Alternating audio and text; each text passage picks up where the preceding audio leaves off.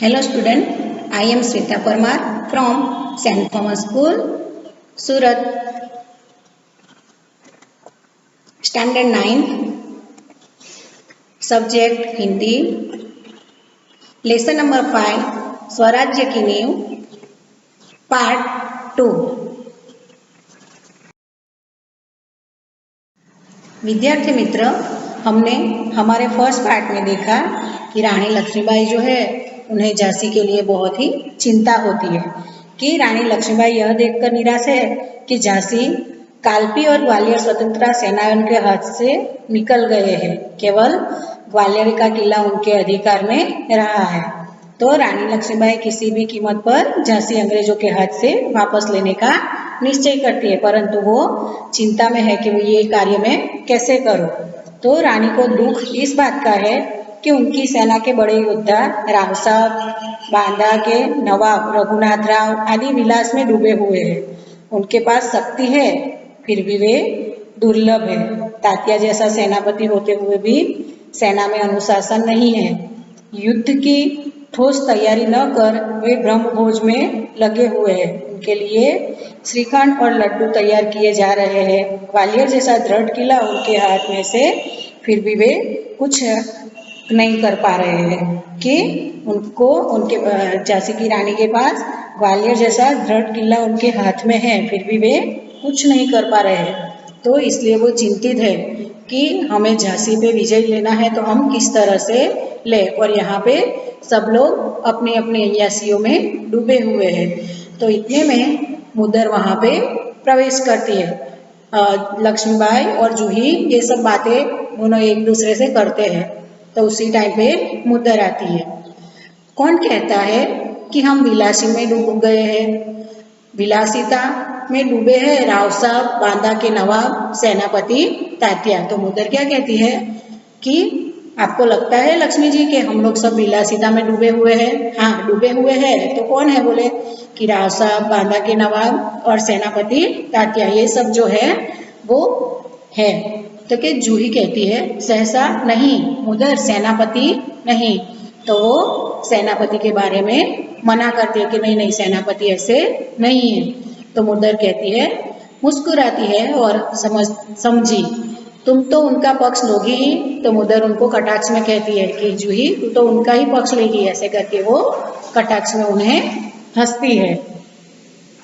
जूही ड्वर sir में मैं उनका पक्ष नहीं लेती, लेकिन जो तथ्य है उनको छिपाया नहीं जा सकता। सरदार तात्याराव साहब को अपने तन मन का स्वामी मानती है।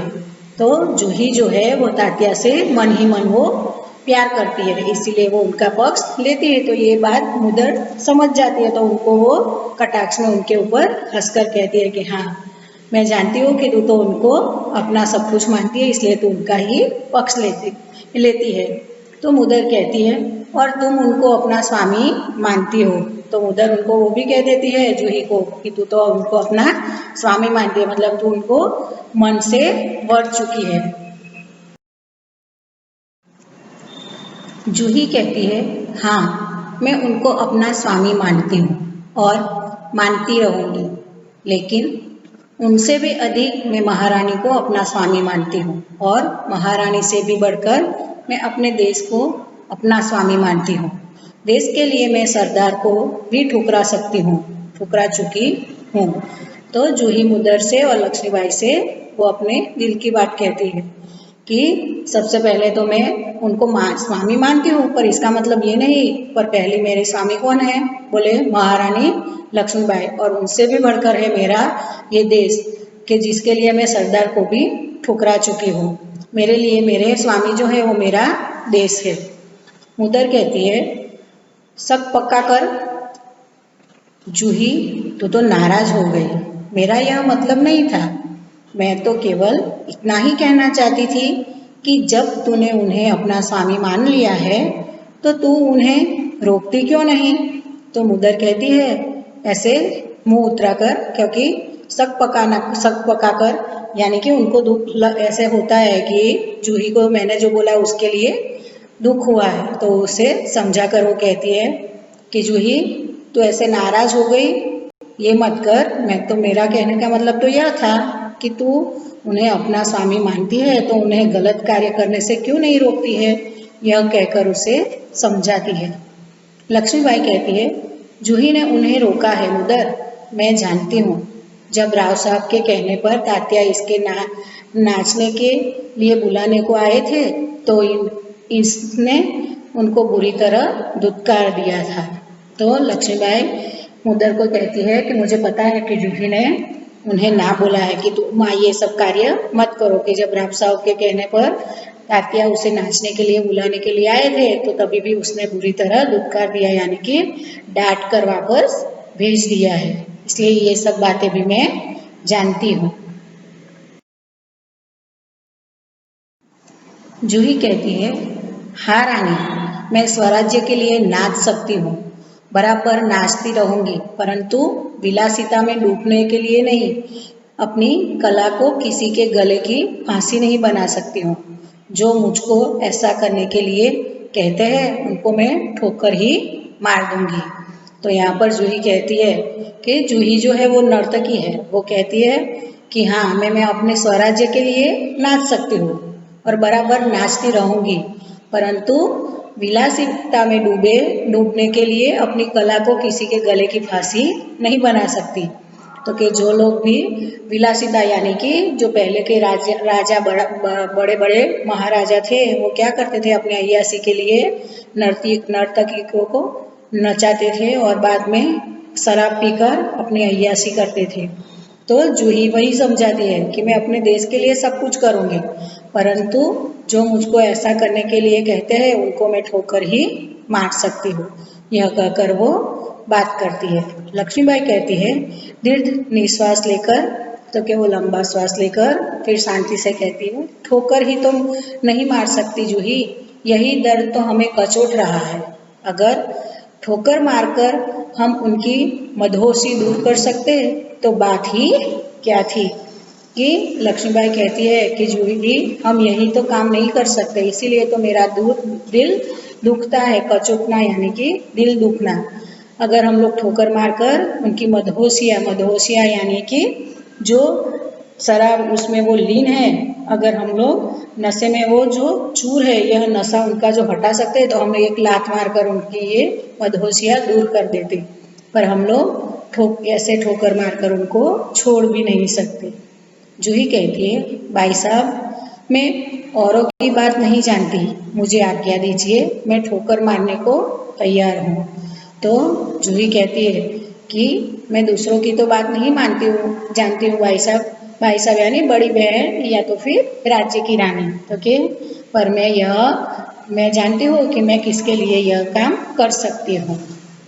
मुद्दर कहती है, और मैं भी तैयार हूँ भाई साहब, चलो हम सब चलकर उनकी नींद हराम कर दें।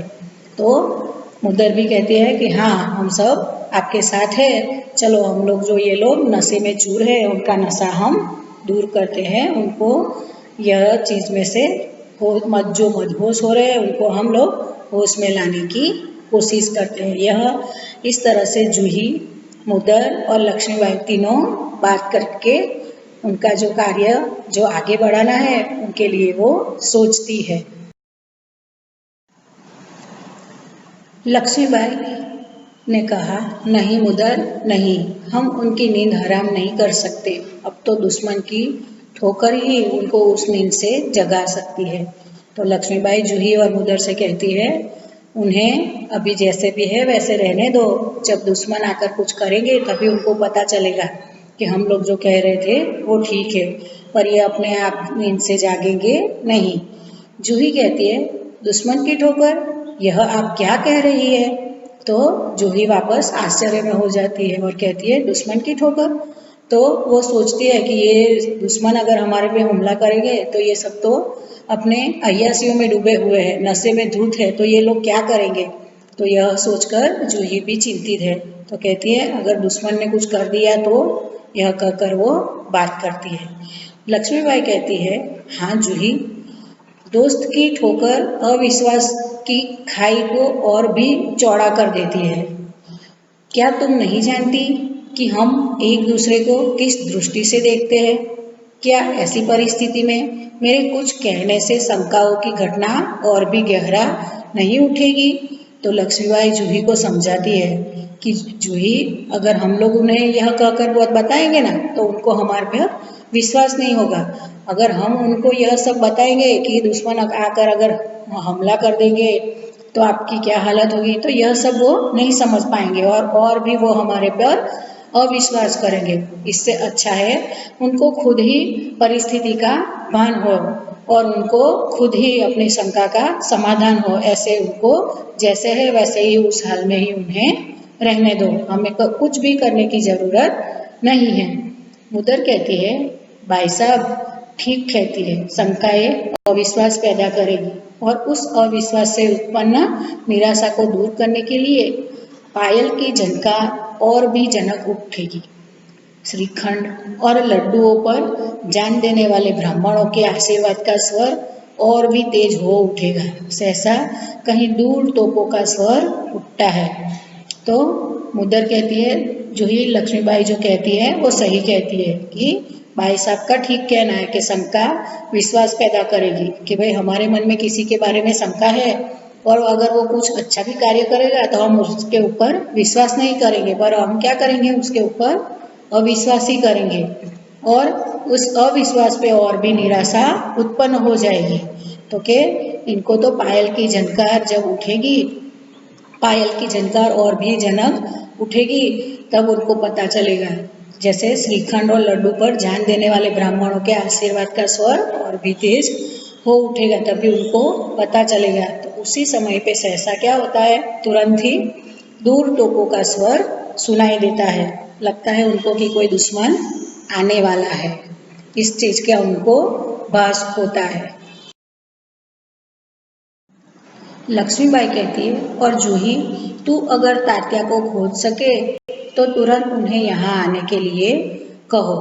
तो लक्ष्मीबाई ने जूही को ऑर्डर किया कि तू तात्या को खोज सकती है तो उनको खोज कर यहाँ पे जल्दी से ले आओ।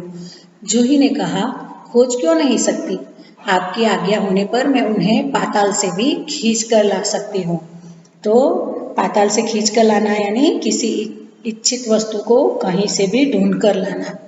तो यहाँ पे जूही कहती है कि आप खाली मुझे आज्ञा दीजिए महारानी, आप कहो तो मैं पाताल से भी लेकर आऊंगी उनको।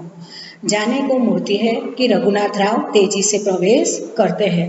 जैसे ही वो तात्या जी को ढूंढने के लिए जाती है तो तुरंत ही वहाँ पे क्या होता है कि जैसे ही मूर्ति है तो वहाँ पे रघुनाथ राव वहाँ पे प्रवेश करते हैं। रघुनाथ राव जी, महारानी आपने सुना? लक्ष्मीबाई ने कहा, क्या रघुनाथ? रघुनाथ ने कहा, महारानी जनरल रोज की सेना ने मुरार में पेशवा की सेना को हरा दिया। तो रघुनाथ राव ने क्या जवाब दिया उनको? रघुनाथ राव ने कहा लक्ष्मीबाई से कि रघुनाथ राव महारानी लक्ष्मीबाई से पूछते कि महारानी आपने कुछ सुना? लक्ष्मीबाई पूछती है, क्या रघुनाथ? तो रघुनाथ राव के लक्ष्मीबाई के पूछने पर रघुनाथ जी जवाब देते हैं कि महारानी जनरल रोज की सेना ने मुरार में पेशवा की सेना को हरा दिया है। तो जूही तुरंत जूही वहाँ पे ही खड़ी थी, तो तुरंत वो काँप कर, क्या पेशवा की सेना हार गई? तो वो चिंता करने लगी कि अरे बाप रे क्या हुआ, ये पेशवा की सेना हार गई। लक्ष्मीबाई ने कहा, पेशवा की सेना हार गई, यह अच्छा ही हुआ, यह पेशवा की आंखें खुलेगी। तो रघुनाथ अपनी सेना को तैयार होने की आज्ञा दो, रोज ग्वालियर का किला नहीं ले सकेगा। तो लक्ष्मीबाई फिर रघुनाथ जी को ऑर्डर करते हैं कि अच्छा है पेशवा की सेना हार गई तो अभी उनको पता चलेगा कि वो लोग सब अय्यासियों में डूबे हुए थे, उनको कुछ भी पता नहीं था, वो होश में नहीं थे कि हमें क्या कार्य करना है और वो अपनी अय्यासियों में खोए हुए थे। तो रघुनाथ से वे कहते हैं, लक्ष्मीबाई कहती है कि आप तैयारी करो कि हम लोग ग्वालियर का किला नहीं ले सकेगा, यह कहकर वो तैयारी करने के लिए उन्हें रघुनाथ जी से ऑर्डर करते हैं। रघुनाथ जी ने कहा, मैं जानता हूँ वह कभी नहीं ले सकेगा, मैं अभी सेना को कूच के लिए तैयार करता हूँ, केवल आपको सूचना देने के लिए आया था, जाता हूँ। तो लक्ष्मीबाई से कहते हैं कि आप चिंता न करिए महारानी, हम ग्वालियर का किला उन्हें नहीं लेने देंगे। मैं जाता हूँ, वह कभी नहीं ले सकेगा, यह कहकर वो कहते हैं मैं अभी कुछ करवाता हूँ, आप चिंता न कीजिए, मैं जाता हूँ। लक्ष्मीबाई जी ने कहा और जूही तुम भी जाओ सहसा बाहर देखकर, लेकिन ठहरो, शायद सेनापति तात्या इधर ही आ रहे हैं। तो लक्ष्मीबाई जो है वो जूही जो है वो तात्या सेनापति तात्या को ही ढूंढने जा रही थी, परंतु उनको ऐसे लगता है जैसे वो यहाँ पे आ रहे हो, तो वो रुकने के लिए लक्ष्मीबाई उनको बोलते हैं कि रुको जूही, मुझे लगता है सेनापति तात्या इधर ही आ रहे हैं। जूही ने कहा बाहर देखकर, जी हाँ, ये तो सरदार तात्या ही है, सरदार तात्या का प्रवेश होता है। तो उसी समय जब वो ढूंढने के लिए जाने वाली थी तो उसी समय वो वहाँ पे खुद ही सरदार तात्या जो है वो वहाँ पर उनका प्रवेश होता है। लक्ष्मीबाई ने कहा कहिए सरदार तात्या, आज आप इधर कैसे भूल पड़े? तो लक्ष्मीबाई उन्हें प्रश्न करती है कि आज आपकी कैसे यहाँ इधर आने की कोशिश आपको फुर्सत मिली? यह कहकर वो कटाक्ष में उनको कहती है कि कैसे भूले पड़े?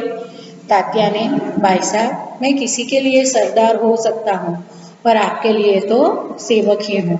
तो वो थोड़े से नमी से वो कहते हैं कि लक्ष्मीबाई को कि भाई साहब मैं किसी के लिए सरदार हो सकता हूँ, पर आपके लिए तो सेवक ही हूँ, यह कहकर उनसे बात करते हैं। लक्ष्मीबाई ने व्यंग्य से कहा इतने बड़े सेनापति को इस प्रकार एक नारी के सामने झुकते लज्जा नहीं आती? खैर छोड़ो इस बात को, यह तुम्हारी विनम्रता है, लेकिन यह तोपों की आवाज कैसी आ रही है? कौन सा उत्सव मनाया जा रहा है? शायद चाटुकारों में जागीर बांटना अभी खत्म नहीं हुआ है।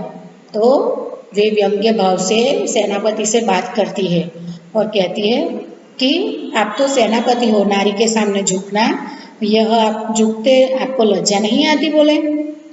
खैर तो कि ये बात सब छोड़ो, विनम्रता से उन्होंने वापस कहा, लेकिन यह तोपों की आवाज कैसी आ रही है? उनसे पूछा तात्या जी से।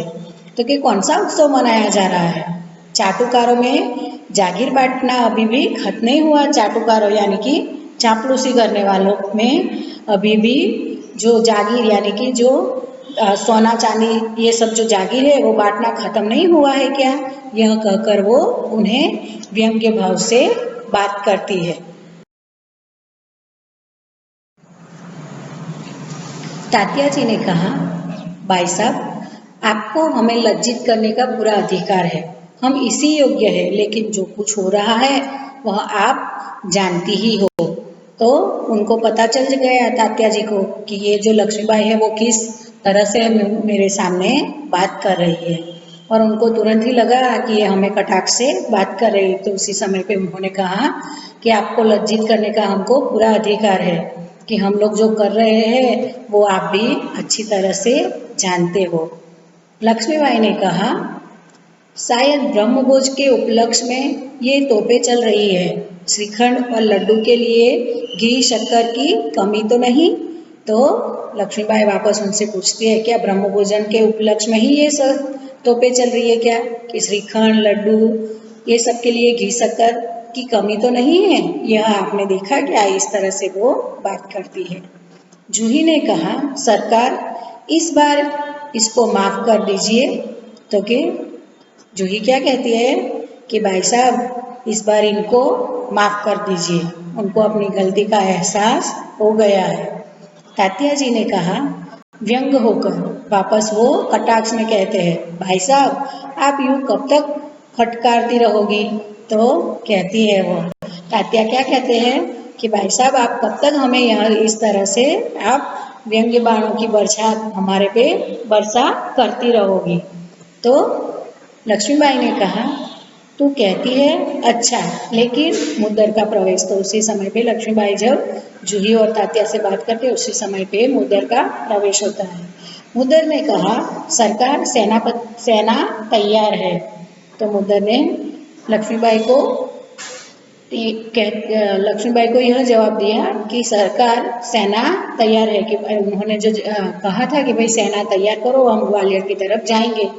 तो मुद्दर आकर उनको उत्तर देती है और कहती है कि आपने जो बोला था उसके बारे में सेना तैयार है, अब भी हम जा सकते हैं।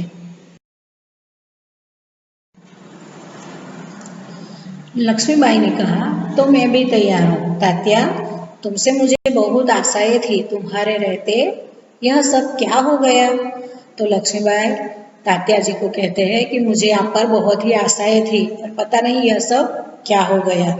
जूही कहती है, सरकार ये स्वामी भक्त है। तो जूही, क्योंकि तात्या से उनको बहुत ही लगाव था, वो उनको मन ही मन प्यार भी करती थी, तो जूही उन्हें कहती है लक्ष्मीबाई से कि ये स्वामी भक्त है, तो ये हमेशा आपके साथ रहेंगे, आप चिंता मत कीजिए, यह कहकर लक्ष्मीबाई को बात करती है। लक्ष्मीबाई कहती है, लेकिन आज हमें देशभक्तों की आवश्यकता है। खैर, अब भी कुछ नहीं बिगड़ा, अब भी बहुत कुछ किया जा सकता है। तो लक्ष्मीबाई वापस उन्हें कहती है कि मुझे देशभक्त की आवश्यकता है, खैर अभी कुछ नहीं बिगड़ा है, अभी हम लोग बहुत कुछ कर सकते हैं। यह कहकर तात्या जी से और जूही से वो बात करती है। तात्या जी कहते हैं, इसीलिए तो आया हूँ भाई साहब, आप जो कहेगी वही करूँगा, जो योजना बनाए उसी पर चलूँगा। कि तात्या जी कहते हैं कि तुम जो भी बोलोगे मैं वही करूँगा, और आप जैसे कहोगी मैं वैसा ही कार्य करूँगा। लक्ष्मीबाई कहती है, तो जाओ, तलवार संभालो, नूपुरों की झनकार के स्थान पर तोपों का गर्जन होने दो, भूल जाओ राग रंग, याद रखो हमें स्वराज्य लेना है, हमें रंगभूमि में मौत से जूझना है। तो तात्या को तैयार किया और कहा कि जाओ तलवार को संभालो, नुपुरों की झनकार से बाहर आओ और तोपों की गर्जना शुरू कर दो कि हमें अपना स्वराज्य लेना है, हमें रंगभूमि में मौत से भी लड़ना है। तात्या ने कहा, महारानी आपकी जय हो, मैं युद्ध के लिए तैयार होकर आया हूँ। तो तात्या भी उनके साथ युद्ध में जाने के लिए तैयार है कि आपकी जय हो, मैं युद्ध करने के लिए तैयार हूँ, हम चलते हैं। लक्ष्मीबाई ने कहा, जानती हूँ, लेकिन सेनापति इस बार यह याद रखना कि यदि दुर्भाग्य से विजय न मिल सकी तो तुम्हें सेना और सामग्री दोनों को दुश्मन के घेरे से निकालकर ले जाना है। तो उन्होंने सेनापति तात्या से कहा कि अगर मुझे कुछ हो जाता है या हम लोग हार जाते हैं, अगर हम लोग विजयी नहीं होते, तो आपको खाली एक चीज़ याद रखना है कि दुश्मनों से सेना और सामग्री दोनों आपको वहाँ से निकाल कर ले जाना है, पर हमेशा आप मेरे साथ रहोगे। तात्या ने कहा, ऐसा ही होगा। लक्ष्मीबाई, तात्या, मेरा मन कहता है कि यह मेरे जीवन का अंतिम युद्ध है, जीत हो या हार मुझे किसी बात की चिंता नहीं, चिंता केवल इस बात की है हमारी वीरता कलंकित न हो पाए। तो उनको पता था कि ये अंग्रेज से अकेली नहीं लड़ पाएगी, उनका मरना निश्चित है, पर फिर भी वो कहती है उनको कि तात्या, अगर मुझे कुछ हो जाता है, ये मुझे लगता है कि मेरा यह जीवन का अंतिम युद्ध है, कि मुझे इस बात की चिंता नहीं कि मुझे कुछ हो जाएगा, पर हमारी वीरता को कुलंकित न हो पाए, यह तुम ध्यान रखना। यह कहकर उन्हें युद्ध में साथ लेकर चलती है। तात्या ने कहा, भाई साहब, वीरता आपको पाकर धन्य है, आपके रहते कलंक हमारी छाया को भी नहीं छू सकेगा, आज्ञा दीजिए, प्रणाम। तो तात्या कहते हैं कि भाई साहब, वीरता आपको पाकर धन्य है कि आप तो उसकी महारानी हो, तो वीरता आपकी चरण छूते हैं, तो फिर आप कैसे वहाँ पे युद्ध नहीं जीत पाओगे। यह कहकर उनको ढाढ़स देते हैं और कहता है कि आपके रहते कलंक हमारी छाया को भी नहीं छू सकता। इस तरह से वो कहकर वो प्रणाम कर कर तात्या वहाँ से जाने की अनुमति पाते हैं और वहाँ से वो प्रणाम करके जाते हैं। लक्ष्मीबाई ने, प्रणाम तात्या, मैं सीधे युद्ध भूमि में जा रही हूँ, देर न लगाना। तात्या चला जाता है। तो लक्ष्मीबाई से अनुमति लेकर तात्या भी जाता है और लक्ष्मीबाई भी कहती है, प्रणाम तात्या, मैं भी सीधी युद्ध भूमि में जा रही हूँ, देर मत करना, हम वहाँ पे युद्ध भूमि में ही मिलेंगे। मुद्दर, सरकार आज मैं बराबर आपके साथ रहूँगी। तो मुद्दर कहती है कि मैं भी आपके साथ ही रहूँगी। जूही कहती है और मैं तोप खाना संभालूंगी। तो जूही कहती है कि तोप खाना जो है वो मैं संभालूंगी। लक्ष्मीबाई कहती है और हम सब मिलकर या तो स्वराज्य प्राप्त करके रहेंगे या स्वराज्य की नींव का पत्थर बनेंगे। हर हर महादेव, यह कहकर वो आगे कूच करते हैं। तीनों हर हर महादेव का उद्घोष करती है। पृष्ठभूमि में यही उद्घोष उभर कर आता है जो मंच पर प्रकाश के घुंघराले धुंधलाते न धुंधलाते सब कहीं छा जाता है। फिर धीरे धीरे शांति छाने लगती है, प्रकाश उभरने लगता है और पृष्ठभूमि में गीता पाठ का स्वर उठता है। तो हमारा जो लास्ट जो है वहाँ पे लक्ष्मीबाई कहती है कि हम लोग सब हमारा स्वराज्य प्राप्त करेंगे या स्वराज्य की नींव का पत्थर बनेंगे। और फिर सब लोग हर हर महादेव का उद्घोष करते हुए अपनी अपनी भूमिका तैयार कर लेते हैं और युद्ध में लड़ने के लिए चले जाते हैं। और उसी समय पे यहाँ पे धीरे धीरे पूरा जो मंच है वो धुंधलाते धुंधलाते सब कहीं छा जाता है और फिर धीरे धीरे शांति से प्रकाश की तरफ वो बनने लगता है और वहाँ पर गीता पाठ का स्वर उठता है। और उसी समय पे यहाँ पे सब लोग गीता पढ़ते हुए नजर आते हैं। और ऐसे करके हमारा जो नाट्य है उसका एकांकी का पाठ में गीता पाठ का स्वर वहाँ पे गूंजता है। विद्यार्थी मित्र, यहाँ पर हमारा लेसन स्वराज्य की नींव समाप्त होता है और गृह कार्य शुरू होता है। ये है शब्दार्थ और टिप्पण मुहावरे। एक दो वाक्य में उत्तर दीजिए। नेक्स्ट है 5-6 वाक्य में उत्तर दीजिए। नेक्स्ट है आशय स्पष्ट कीजिए। नेक्स्ट है सही शब्द चुनकर वाक्य पूर्ण कीजिए। नेक्स्ट है शब्द समूह के लिए एक शब्द लिखिए। और 6 नंबर में है उदाहरण के अनुसार शब्द बनाइए। और ये लास्ट है हमारा उदाहरण के अनुसार शब्द बनाइए।